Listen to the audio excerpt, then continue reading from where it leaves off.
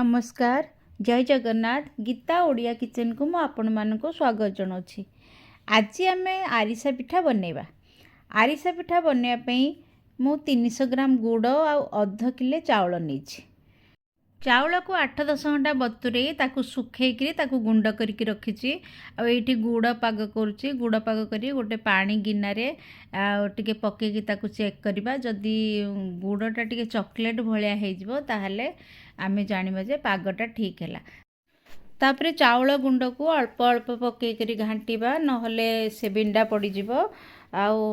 ताकू घांटी दउथबा। तापरे पुणी आउटे अल्प चाउल गुंड पकेबा। तापरे टिके घी पकईदबा। घी पकई भल भाव एपट सेपट करदबा। तापरे बास्ना पाई गोलमरीच और अलैचर गुंड टिके पकईदबा। आउ देखंतु पाग तो ठीक है गलानी। तापरे टिके ठंडा हो सारा पर आमे ताकू हाथ रे धरिला पारला भाया हो सारा पर ताकू हाथ रे धरी एमती गोल गोल करी आउ टिके राशि रखिथिबा। राशि रे बुड़े बुड़े करी ताकू करे रे छाणीमा। देखंतु मु आउ गोटे करिक भी देखौची। राशि रे टिके एपट सेपट करदबा। राशिटा पकेले राशि खाइबा को भी भल लागिबो। देखा भी पिठाटा सुंदर लगे।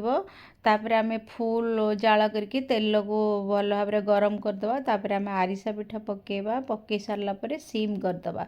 आ एटा लुहा करे करछे ना से तेणु पोड़ी जवार चांस थाए। तेणु आमे सीम रे ताको करबा नहले से सिझिबनी। ताको एपट सेपट करी तापर आमे देखनु केंते फुली सारानी। सबू आरिसा पिठा गुड़िक एमती फुली फुलिक बाहर। गोटे गोटे आरिसा पिठा पकेबा। एका संगे जोड़े 3टा जमा पकेबानी कहीं सी ता देह को ता देह सब लाखीज।